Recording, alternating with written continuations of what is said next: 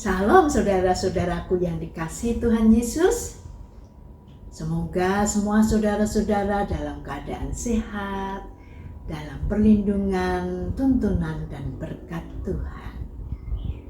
Salam jumpa kembali dalam Prasetyo Channel.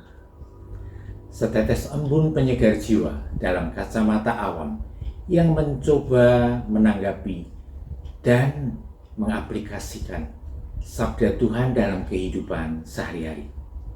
Tak terasa ya, bulan Oktober sudah datang.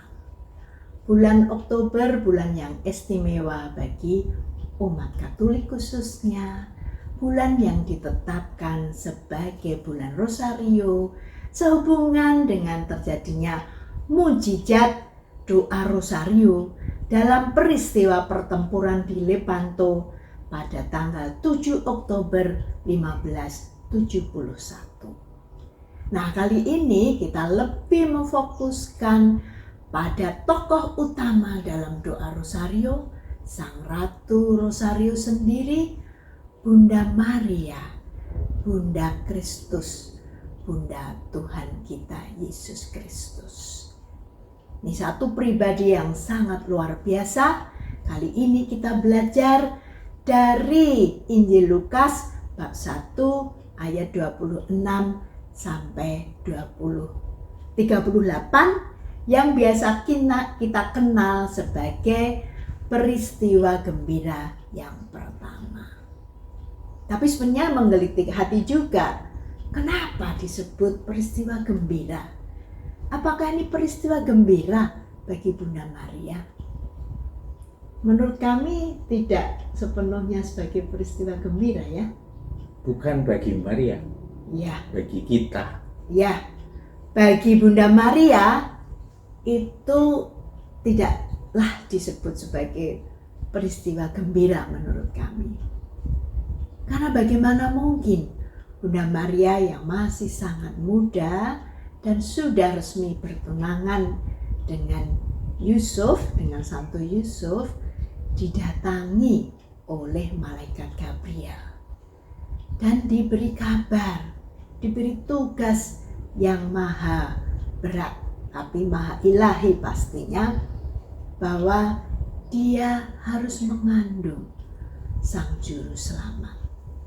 Coba kita bayangkan, seorang perempuan muda belum menikah tapi sudah bertunangan dan berencana untuk masa depannya yang pasti dia udah punya impian-impian tertentu, tetapi tiba-tiba impiannya itu harus berubah arah. Kalau tidak bisa katakan mungkin seperti kayak berantakan menurut pemikiran manusia. Tetapi yang sangat luar biasa, Bunda Maria yang masih sangat muda ini, saya rasa punya relasi yang begitu akrab dengan Tuhan. Sehingga dia walaupun dengan kritis, dia bertanya dulu dan berani bersedia untuk menerima tugas ilahi ini. Dia berani mengorbankan masa depannya karena yakin bahwa Tuhan yang dia sembah itu bukan saja maha kuasa yang menanggung dia, tapi juga sekaligus Tuhan yang maha baik, yang selalu memberikan yang terbaik. Iman dan ketaatannya luar biasa. Nah, itu yang menjadi peristiwa gembira untuk kita. Karena kesediaannya untuk mengandung Sang Juru Selamat membuat seluruh dunia ini boleh memperoleh Sang Juru Selamat. Supaya setiap orang yang percaya kepada Sang Juru Selamat Tuhan Yesus Kristus menerima hidup kekal. Nah, itu dimulai oleh kesediaan Bunda Maria. Ada dua hal yang sangat menarik bagi keluarga kami dari sikap Bunda Maria terhadap pesan yang datang dari Tuhan. Dua hal itu adalah dia ternyata kenal betul dengan Tuhan dan utusan-utusannya. Dan yang kedua, dia sangat taat. Yang pertama, dia kenal betul karena pada saat datangnya malaikat Tuhan, dia tidak perlu lagi berpikir, menaruh curiga, ini siapa sebetulnya. Dia langsung tahu, oh, ini utusan Tuhan. Welcome, seperti itu. Jadi, ketika dia bisa kenal betul dengan Tuhan dan utusan-utusannya, artinya relasi Bunda Maria dengan Tuhan itu sedemikian eratnya, sehingga dia langsung kenal. Tidak perlu buang-buang waktu untuk curiga, bertanya-tanya. Dan yang kedua, Bunda Maria itu karena kenalnya itu, dia juga sudah melatih diri untuk selalu taat. Melatih berarti ketika keadaan biasa-biasa saja, dia bisa melatih supaya dalam keadaan luar biasa seperti ini, dia pun bisa sudah terlatih untuk taat. Maka dia langsung mengatakan bersedia. Ini bagi kami sekeluarga betul-betul suatu hal yang luar biasa dan sangat patut diteladani. Karena di dalam keseharian kami sebagai keluarga, banyak hal yang nampaknya sulit untuk diterima. Kenapa kok begitu? Tetapi kalau kami bisa meneladani Maria, maka itu pasti akan sangat menolong kami. Dan Tuhan memberi kesempatan kepada saya untuk merasakan meneladan Maria itu ternyata tidak mudah. Satu kesempatan di bidang keahlian saya itu hanya satu-satunya saya yang pegang peralatan khusus itu. Dan ada panggilan training khusus di Jepang untuk keperluan itu. Maka semua orang, termasuk saya sendiri, berarti saya yang nanti berangkat, yang akan diutus. Tetapi ternyata tiba-tiba di saat-saat terakhir ada orang yang baru dari luar sama sekali disisipkan oleh atasan langsung saya, dicantumkan namanya, lalu didaftarkan, dan saya kaget. Orang-orang lain juga kaget. Dan di samping kaget, tentu saja saya kecewa berat, sedih.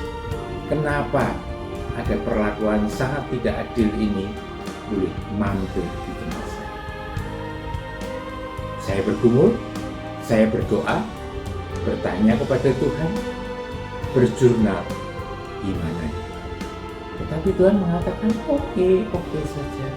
Oh, berarti saya menangkap, oh baik, berarti kalau Tuhan menganggap ini oke, ini dilepas saja, nggak usah jadi beban, maka itu berarti saya harus mengatakan, ya Tuhan, taat.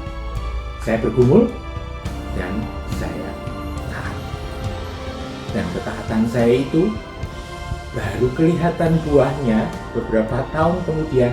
Tiba-tiba ada kabar gembira bagi saya karena profesor saya yang dari Jerman kontak saya dan mengatakan, Pras, program PhD-mu yang terhambat karena beasiswa, saya sudah berhasil mencarikan beasiswa untuk kamu menyelesaikannya.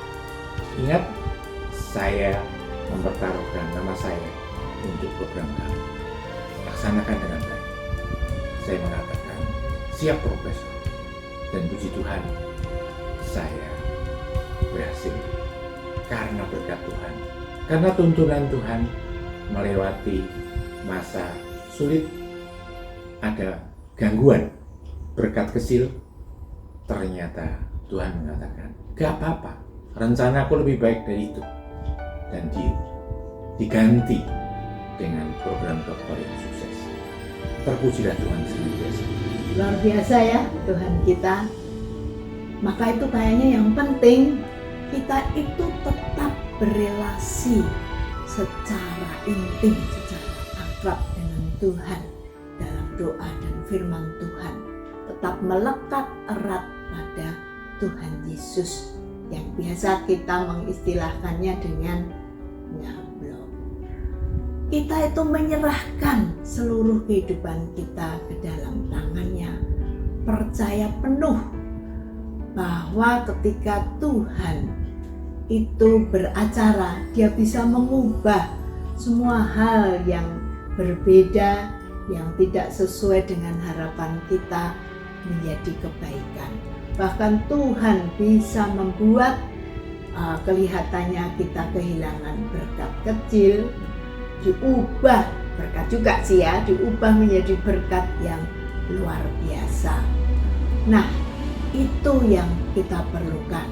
Percaya penuh, melekat erat pada Dia, bisa sampai kepada iman Bunda Maria untuk mengatakan, terjadilah padaku menurut kehendak-Mu.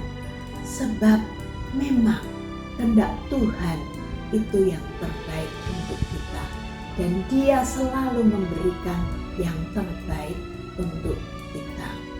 Kalaupun jawaban doa yang Tuhan berikan kepada kita terkadang ditunda atau berbeda dengan harapan kita percaya saja bahwa Tuhan itu maha baik.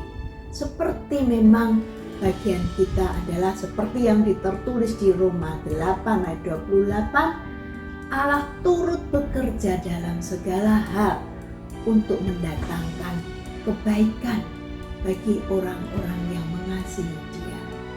Jadi bagian kita mengasihi Dia sepenuh hati, melekat erat pada Dia, dan terus meningkatkan penyerahan total yang kepada Dia. Dia pasti mereka-reka untuk mendatangkan kebaikan. Nah, itulah sebenarnya kebahagiaan sejati, hati yang damai, sehat, jasmani, rohani. Nah, kira-kira begitu ya kesimpulan kita. Silahkan, pasti saudara-saudara juga mengalami Tuhan yang luar biasa.